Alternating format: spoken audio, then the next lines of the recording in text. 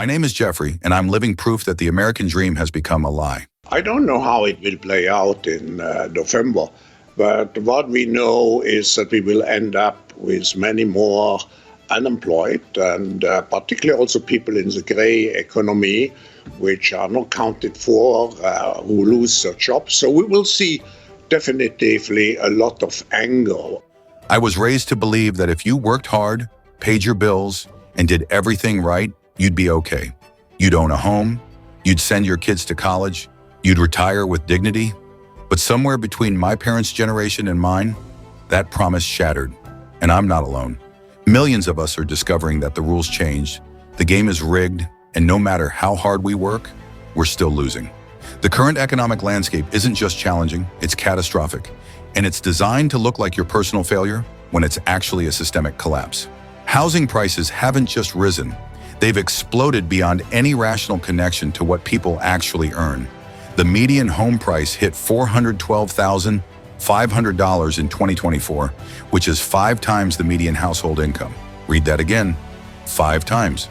The traditional affordability standard said homes should cost 3 times your annual income. We've nearly doubled that threshold, pricing an entire generation out of home ownership entirely. If you bought a house in 2021, your monthly payment was around $2,000. That exact same house today requires close to $3,400 per month because interest rates have more than doubled since 2019. That's a 70% increase in housing costs for the same property. Young buyers don't stand a chance. The median first-time buyer age increased to 40 in 2025. A home is becoming out of reach for a growing number of people. The National Association of Realtors found the average age of a first-time home buyer is a record high of 40 years old. That is a sharp rise from just 4 years ago, when the average of a first-time home buyer was 33. The highest on record, up from 31 in 2014. Think about what that means. People are delaying home ownership by nearly a decade because they simply cannot afford it. And rent? Average monthly rent sits at $1,830, which is 32% higher than 2019. Workers need to earn $33.63 per hour just to afford a modest 2-bedroom apartment without spending more than 30% of their income on rent. That's more than 4 times the federal minimum wage. Nearly half of all renter households in America are cost-burdened, meaning housing consumes so much of their income that other essentials become impossible to afford. Healthcare costs have reached levels that can only be described as predatory. Medical expenses are the #1 cause of bankruptcy in America, accounting for 66.5% of all bankruptcy filings.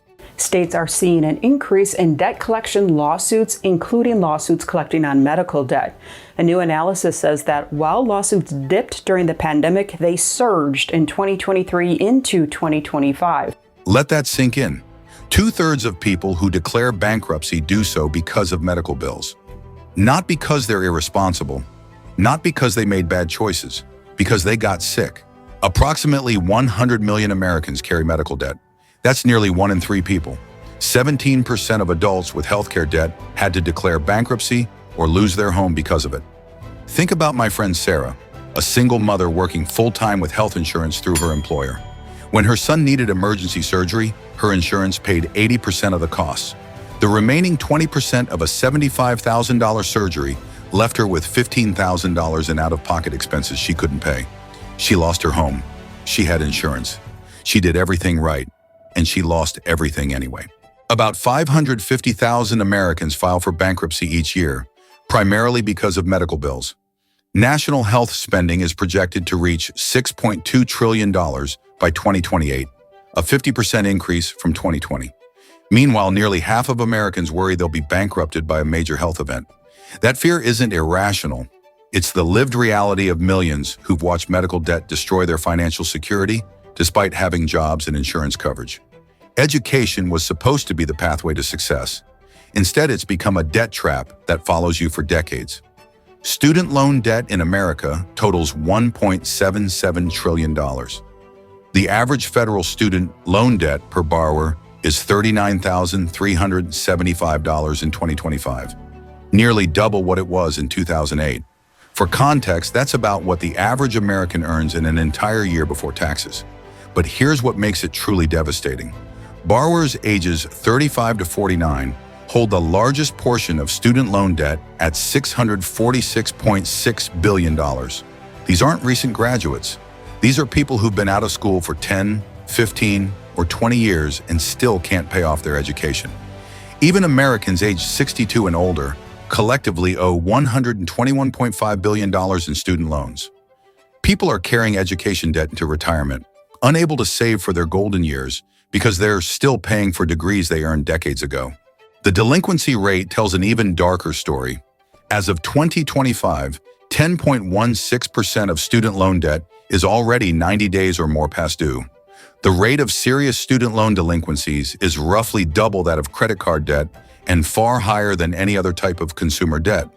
About 24% of Americans with student loans that have payments due are behind on those payments, destroying their credit scores and making it even harder to qualify for mortgages, car loans, or any other path to financial stability. Monthly student loan payments average $336 for bachelor's degree holders. For many graduates, that payment represents the difference between being able to save for a down payment on a house or being trapped renting forever. It's the difference between starting a family or delaying parenthood indefinitely. Student loan debt doesn't just burden individuals, it freezes an entire generation's ability to participate in the economy the way their parents did. The purchasing power of earnings has diminished so dramatically that families are making impossible choices between essentials. Food prices jumped 25% between 2020 and 2024. Inflation has outpaced wage growth for middle and lower income households since January 2025. People are working harder than ever and falling further behind every month. The average work week has extended to 46.7 hours in service sectors, with real wages that haven't increased since 2019. Workers are putting in more hours for paychecks that buy less, and when expenses exceed income, people turn to debt. We're sitting at a credit card debt of $1.33 trillion, and you're looking at an average credit card debt per household. Now, this is just the average, so you can expect in a lot of households is significantly higher, $11,019.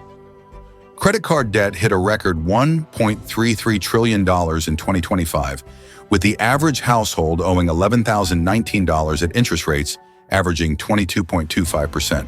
The gig economy promised flexibility and independence. What it delivered was financial instability and exploitation. Workers lack health insurance, retirement plans, paid time off, and any safety net whatsoever. Approximately 39% of U.S. workers now earn income at least partially through independent platforms, but these aren't real jobs. They're survival mechanisms that allow companies to access labor without actually employing people or providing benefits. Gig workers face unpredictable income streams that make budgeting nearly impossible. They're constantly one emergency away from crisis, one slow week away from being unable to pay rent.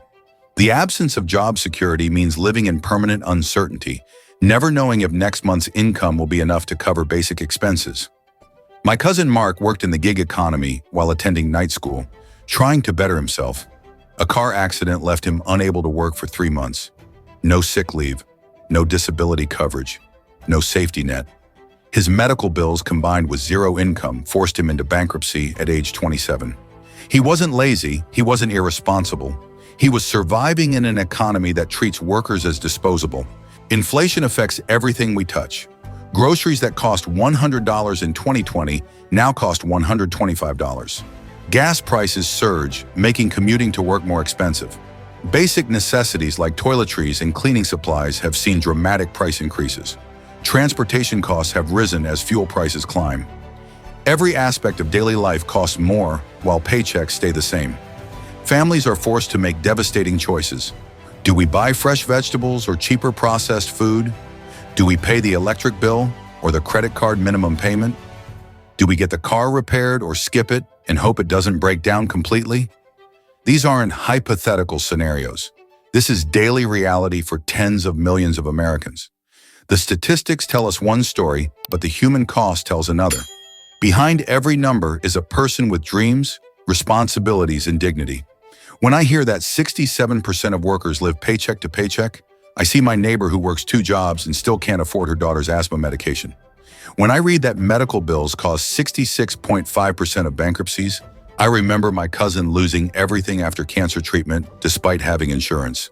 When I see that student loan debt averages $39,375, I think of my friend who postponed having children until she paid off her loans and now at 38 worries it might be too late.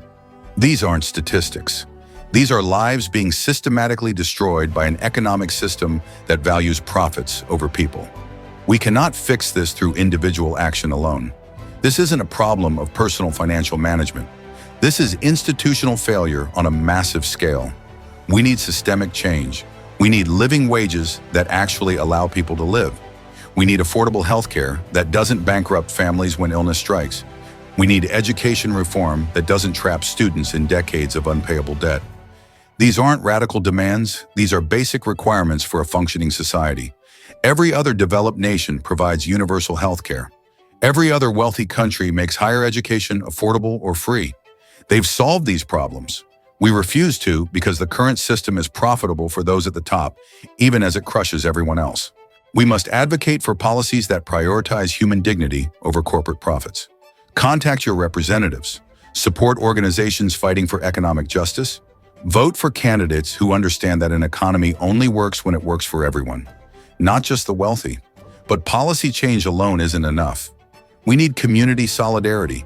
We need to support each other, share resources, and create networks that help people survive this broken system. When we stand together, our voices become impossible to ignore. When we organize collectively, we can demand and achieve change. The challenges we face are enormous. Rising costs, stagnant wages, crushing debt in a system designed to keep us trapped. But there is hope, not the naive hope that things will magically improve, but the determined hope that comes from recognizing our collective power. We are stronger together than we are alone. When we refuse to accept that healthcare bankruptcies are normal, when we demand that education doesn't require lifetime debt, when we insist that full-time work should provide a decent life, we create the possibility for change. The time for small adjustments and incremental reforms has passed. We need bold action. We need to fundamentally restructure an economy that has failed the majority of its participants. We need to remember that an economy exists to serve people, not the other way around. My story is your story. The struggles I face are the struggles of millions face. We're not failing. The system is failing us, and it's time to build something better. Not for the privileged few, but for all of us. Not tomorrow or someday, but right now. The American dream isn't dead because we didn't work hard enough. It's dead because it was killed by those who profited from its destruction. But we can rebuild it. We can create an economy where hard work actually leads to stability, where healthcare doesn't bankrupt families, where education opens doors instead of trapping students in debt, where housing is affordable and retirement is possible. This isn't just about economics, it's about dignity. It's about creating a society where every person has the opportunity not just to survive, but to thrive, where no one has to choose between medicine and food, between rent and student loans, between going to the doctor and going bankrupt. We deserve better. Our children deserve better. And together we have the power to demand it, to fight for it, and to win it. The question isn't whether change is possible. The question is whether we have the courage to make it happen. I believe we do. The future depends on it. At Machine Minds, your opinion matters to us, so please feel free to like, subscribe, and share your thoughts in the comments section below.